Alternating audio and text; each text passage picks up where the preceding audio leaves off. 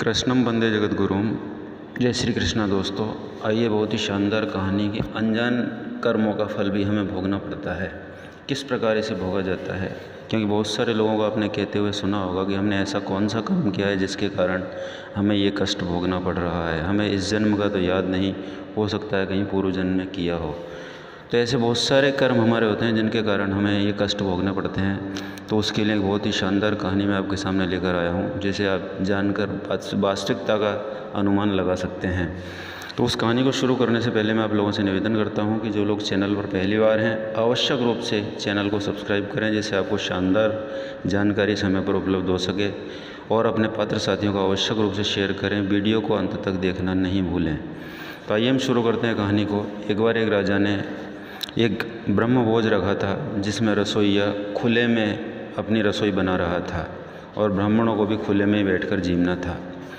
अब जैसे ही रसोइया अपना भोजन बना रहा था, ऊपर आसमान से एक चील एक सांप को पकड़ के ले जाते हुए उड़ती हुई जा रही थी।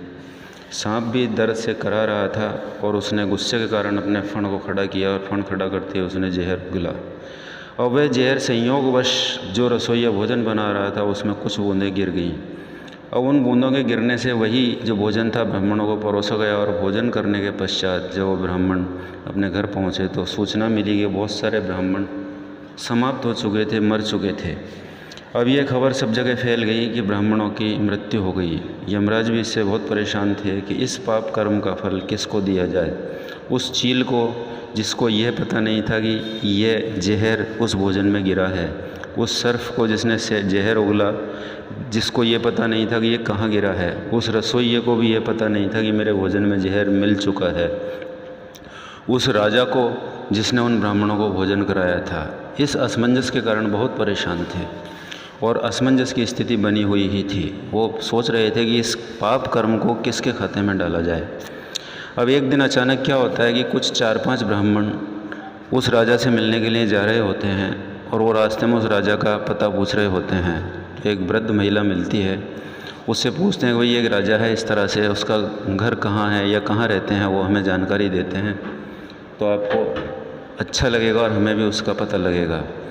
और वो उस जानकारी को लेने के लिए उस महिला से पूछा तो महिला कहती है कि वही राजा जिसने ब्राह्मणों को जहर देकर मार दिया था। अब धर्मराज यमराज बड़े खुश थे कि देखो, अब मुझे पाप कर्म का फल इस महिला के खाते में डालना है। अब जानिए क्यों। कि राजा को इससे कोई खुशी नहीं थी कि वो ब्राह्मण मरे, गिद्ध को इससे कोई खुशी नहीं थी कि वो ब्राह्मण मरे, सर्पों को इससे कोई खुशी नहीं थी कि वो ब्राह्मण मरे। लेकिन बड़े आनंद के साथ उस महिला ने बताया कि वह राजा जो ब्राह्मणों को जहर देकर मार देता है उसके पास कभी मत जाना। इस तरह से कहने पर उस पाप कर्म का फल उस महिला को भुगतना ही पड़ेगा, क्योंकि उसके खाते में वो डाल दिया गया था। तो इस कहानी से दोस्तों हमें बहुत कुछ सीखने को मिलता है कि जब हम बात करते हैं तो आम तौर पर आपने देखा होगा कि 90 से 95% लोग पराई निंदा करते रहते हैं कि उसने ऐसा किया, उसने ऐसा किया, उसने ऐसा किया, उसने हमारे साथ ऐसा किया, उसने फला आदमी के साथ ऐसा किया, जिससे उसका कोई लेना देना नहीं होता। उन बातों का जिक्र हमेशा लोग करते रहते हैं, जबकि हमें उन बातों में बिल्कुल नहीं फंसना चाहिए। हमें यह सोचना चाहिए कि हम क्या कर रहे हैं और हमारे काम करने से लोगों को कितना फ़ायदा हो रहा है। नुकसान के बारे में कभी नहीं सोचना चाहिए।